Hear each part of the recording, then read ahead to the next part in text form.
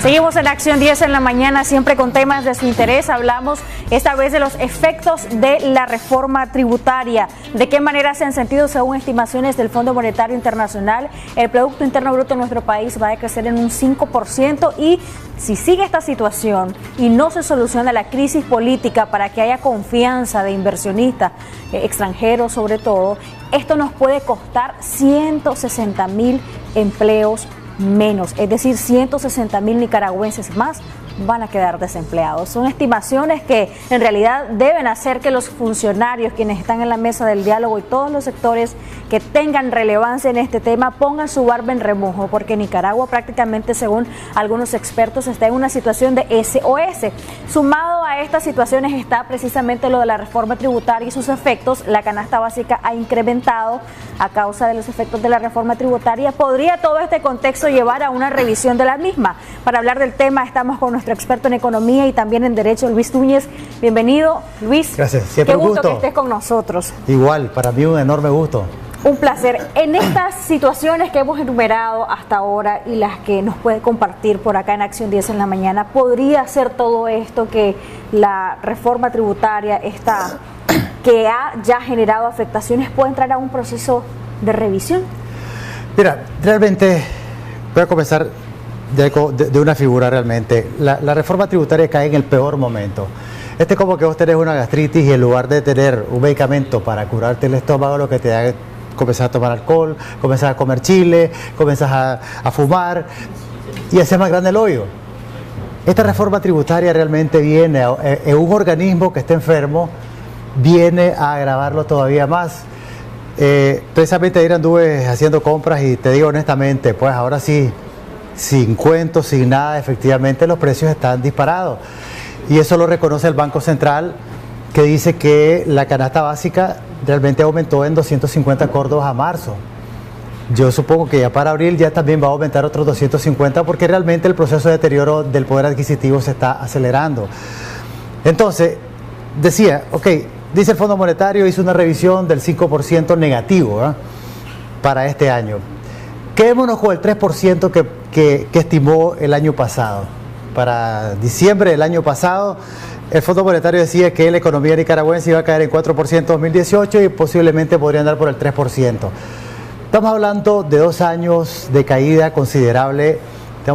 Son miles de millones de dólares los que la economía no va a percibir. Es una economía que necesita urgentemente recursos. O sea, con el 3% ya el efecto es catastrófico. Si nosotros nos atenemos al 5% que está diciendo ahora, de luego de revisar el Fondo Monetario sus previsiones para Nicaragua este año, estamos hablando de un daño considerable. Y tenemos que tomar en cuenta, por ejemplo, que también el Banco Central ya dio a conocer los datos realmente cómo está el sistema financiero, ¿ya? Y no estamos bien. No estamos bien, no en el sentido de que el sistema financiero esté desequilibrado, sino que el sistema financiero ha contraído sus créditos. No está dando crédito y estamos a las puertas del ciclo agrícola. Incluso Michael Hill, que nos acompañaba el día de ayer, decía, si no hay confianza, si no hay solución a la crisis política, simplemente la banca nacional no va a financiar porque no existe credibilidad. Y eso pasa también con la cooperación externa. Si bien es cierto, han existido aún algunos elementos, algunos agentes de cooperación externa que están ahí en nuestro país, que están apoyando, claro. Tal es el caso del BESIE, por ejemplo, pero hay otros que quizá están en ese proceso de contraer esa ayuda porque no existe credibilidad. Claro, mira, es que yo he insistido del año pasado, estoy insistiendo, es decir, aquí se tiene que resolver el problema político para que podamos comenzar a reconstruir la economía nicaragüense, que sí, ahora sí, a estas alturas sí nos va a costar más. Si se hubiera hecho el año pasado, si se hubiera llegado a acuerdos el año pasado, creo que este año no sería totalmente diferente y las proyecciones de crecimiento o decrecimiento hubiesen sido mucho menor. Sin embargo, ya a estas alturas de abril, cuando ya prácticamente estamos terminando abril, porque la próxima semana es vacaciones, ya es un mes, digamos, casi corto, o sea, ya estamos en una situación sumamente difícil. Estamos en un SOS, en agonía, la economía no está. A esta altura, mira, estamos en Semana Santa, no he visto anuncios de Semana Santa. El comercio no se está moviendo alrededor de la temporada turismo, de verano. El turismo no se está moviendo alrededor y estamos hablando de temporada fuerte, donde se mueven millones de dólares en la economía nicaragüense y no hay nada. Es decir, estamos como que no va a pasar nada.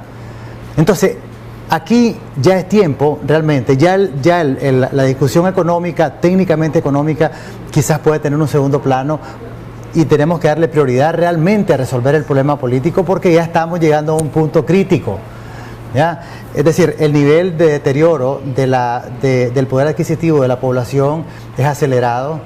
Como decía, estamos a las puertas del ciclo agrícola y los desembolsos aquí brillan por su ausencia. Va a ser crítico esto. A estas alturas, ya el ciclo agrícola ya arrancó. Y hay varios elementos que yo quiero que nos ayuden a analizarlos desde la perspectiva económica. Por ejemplo, está esto de los efectos de la reforma tributaria, la congelación del salario mínimo. Todo esto afecta a la clase trabajadora, por tanto no se dinamiza el dinero, el pulpero no vende, el que hace turismo no tiene la misma capacidad de tener esos ingresos, y sumado a todo esto están las deudas. La mayoría del pueblo nicaragüense, sobre todo aquellos que cuentan con un empleo fijo, tienen ese nivel de endeudamiento racional o irracional a veces y no han tenido la capacidad de pago. Y en ese sentido, Azucena Frey, en entrevista anterior, muy acertadamente decía, ¿dónde está la responsabilidad social empresarial? Porque hemos visto que ya se ven estos efectos, es decir, no puedes pagar tu carro, te lo quitan, no puedes pagar tu casa, te la quita el banco, y al final siempre el que pierde es el trabajador. Así es. Luis. Pero esto va a llevar un efecto, porque es decir, si no tenés para pagar, no vas a pagar. Por mucho que el banco o la microfinanciera haga el esfuerzo que haga, no va a poder pagar. La única salida que va a haber aquí es renegociar deuda masivamente, porque es decir, no se trata de que yo no quiera pagar, es que no puedo. Hablabas de 160,000 nuevos desempleados. Fíjate que hay un dato que el Banco Central dio a conocer, y es que dice que el desempleo, y cuando hablamos de desempleo abierto, pasa del 3.3% al 6.2%. Casi el 100%, es decir, se está duplicando el desempleo según el Banco Central. Es decir, si tenía, digamos, 200,000 desempleados, ahora tenés al 2018 casi 400,000, es decir, el doble. Y ahora, sumándole esto, ya no digamos 160,000, pongamos 50,000 más. O sea, ya cada desempleado que va a la calle, ahora sí está pesando. Es decir, no lo veamos ya con números gruesos de 50,000, 100,000 nuevos desempleados. No, cada dólar, cada desempleado está teniendo un peso considerable en la economía, porque ya llegamos a un momento en que cada Córdoba está pesando. O sea, tenemos que verlo así. Y los que están trabajando están con un salario mínimo congelado y los efectos de la reforma tributaria. ¿Y qué es lo que tenemos en la economía? El consumo. Si nosotros no consumimos, estamos hablando, digamos, de 500,000 o 700,000 trabajadores que no están consumiendo, y quizás más de 1,5 millones que no están consumiendo lo que nosotros quisiéramos que consumieran. Esto tiene un efecto directo en la economía. ¿Ya? Por eso el comercio está colapsado, por eso el turismo está colapsado, por eso la construcción se ha reducido considerablemente, por eso la ganadería también está en crisis. Es decir, porque realmente está trabado, aquí no hay confianza. Como se ha dicho infinidad de veces, aquí lo que se necesita es recuperar la confianza, recuperar las inversiones. Por ejemplo, mencionaba el caso del BESIE, dice, mucha gente critica, dice, el BESIE desembolsó 200 millones de dólares, pero eso no es dinero, ese dinero no te va a resolver, son los proyectos que ya están en curso. Y que además un nuevo gobierno va a terminar beneficiándose con esos proyectos, por ejemplo, un puente, una carretera. O sea, esto va a trascender en el tiempo, no es dinero líquido, no te resuelve. O sea, no es que te está tirando una salva. No es que te están inyectando capital para son proyectos, subsanar esta situación actual. Son una serie de proyectos que van a estar ahí, pues. Pero está bien, puedes liberar de otros lados, supuestamente, etcétera, etcétera. Pero realmente lo que necesita Nicaragua ya no es dinero. O sea, en el sentido de dinero de que te voy a dar tanto.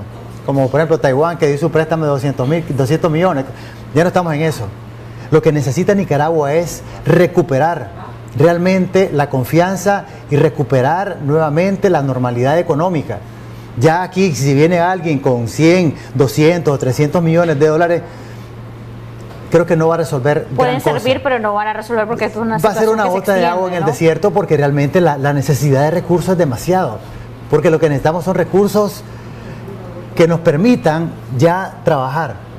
No recursos para gastar ya, porque ahorita tengo 100 millones, bueno, con esto pago. Y me quedo otra vez en lo mismo. No, necesito ya tener recursos permanentes, estables, que me permitan que la economía los vaya generando. Y estamos ya, yo creo que llegamos a un nivel en el que nosotros, alguna gente dice, vamos a pasar todo el año, dice FUNIDES. No, yo con FUNIDES no coincido para nada. Yo en lo personal no soy del criterio de que, bueno, ¿qué pasa si seguimos así todo el año? No me parece una posición correcta. Aquí tenemos que comenzar a cortar esto. Tenemos que pensar de que este mes tenemos que ya comenzar a resolver esto y démonos un plazo, pues tal vez de aquí a mayo, junio, porque este año yo creo que nosotros ya el tiempo nos está consumiendo, ya la situación económica es agobiante. Esperemos que el ciclo agrícola se logre rescatar por lo menos en un 80%, un 70-80%. Pero ¿qué tan probable eso, tomando en cuenta el contexto actual? Quizá granos básicos que tienen una lógica que no tiene financiamiento directo de los grandes bancos, puede ser que se logre recuperar algo. El sector cafetalero, el sector maní, café, pero todo el sector exportador se va a ver golpeado, fuertemente golpeado. Además, estamos teniendo problemas de precio de nuestros principales productos de exportación. Entonces, eso, sumado a la crisis interna, esto va a ser un golpe considerable para la economía nicaragüense. No pueden los productores de maní, café, por ejemplo, decir, a ver, estamos afectados nosotros ahora, a quienes les compran a nivel internacional, les van a subir un poquito el precio. Hay que entender ese fenómeno, porque claro, realmente no es probable, ¿no? Los precios internacionales no los ponemos nosotros, o sea, los pone el mercado. Incluso el petróleo, que nosotros decimos, bueno, los países petroleros tienen la llave, los países petroleros no han podido levantar el precio del petróleo más allá de los $70 y han hecho hasta lo imposible. Es decir, porque eso lo mueve el mercado. Igual pasa y con mayor razón nuestros productos como el café, la carne, el maní, el azúcar, todo eso de repente tiene unos bajones increíbles. Nosotros hemos pasado crisis por ejemplo, en el caso del café, que el precio ha llegado hasta los $40-50.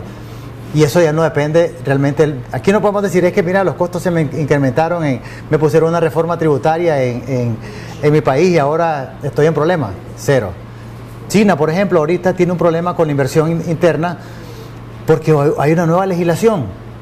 Y entonces el sector de construcción interna en China se bajó.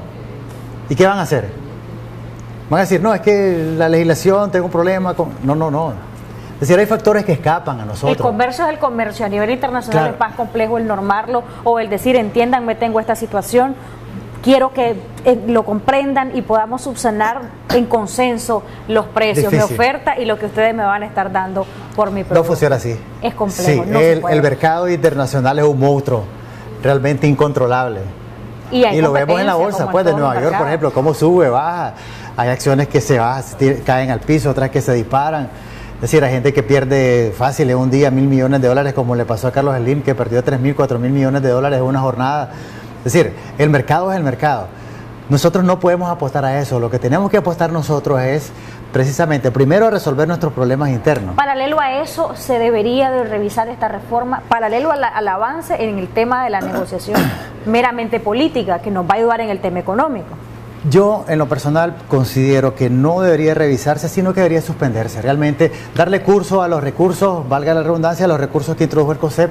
Por inconstitucionalidad. Por inconstitucionalidad, suspenderla y revisarla posteriormente, porque es necesario siempre las reformas tributarias, hay que hacer una valoración, pero técnica.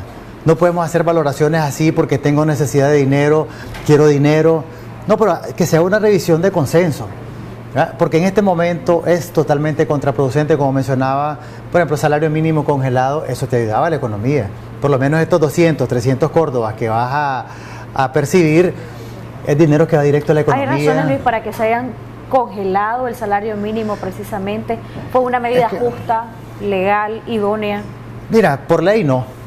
Se tenía que haber hecho un ajuste por mínimo que haya sido. Porque así es esto.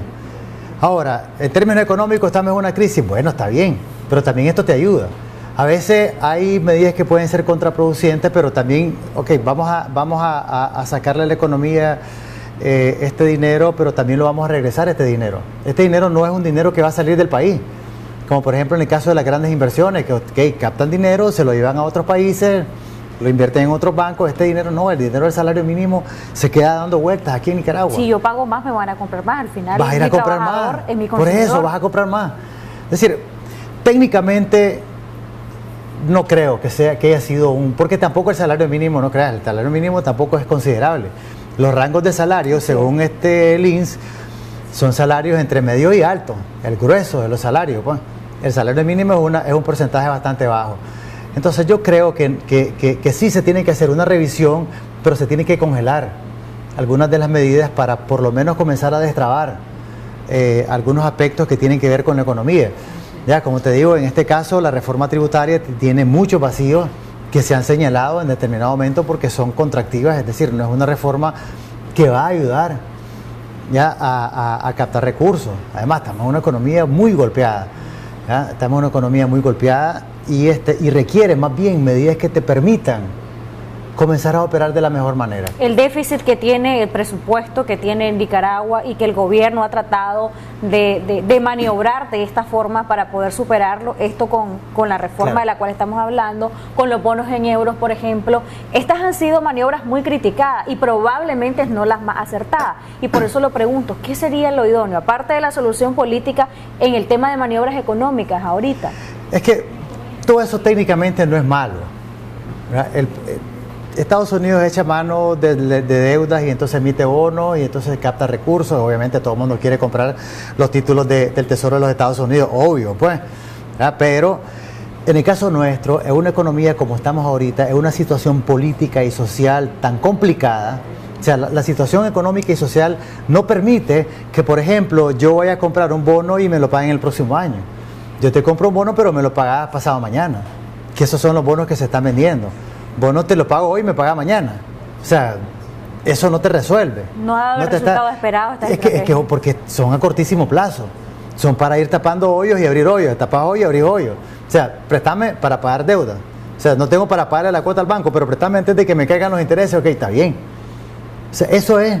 Pero, por ejemplo, si la economía estuviera en otra situación, en otra posición, como en otros tiempos, yo te vendo títulos, ¿verdad? Y te los pago en 1, 2 años, en 6 meses, por ejemplo.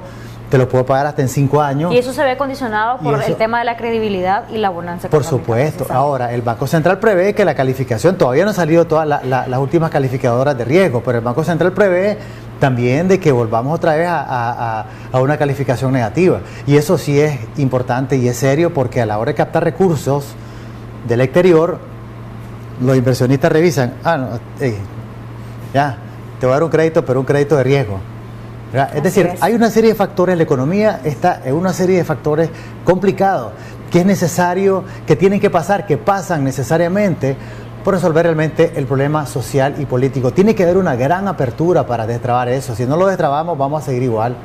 Luis, muchas gracias por habernos acompañado a sus conclusiones generales. Gracias. Sí, por eso. Es decir, si nosotros no resolvemos esto, por muchas cosas técnicamente correctas que vayamos a hacer en economía, no vamos a resolver el problema. Aquí hemos mencionado cosas que son técnicamente correctas, incluso una reforma tributaria, una reforma LIS, préstamos, deuda, etcétera, es correcto, técnicamente hablando, pero en este momento no es correcto. Gracias nuevamente por su compañía y habernos ayudado a analizar este tema con nuestros amigos y amigas televidentes.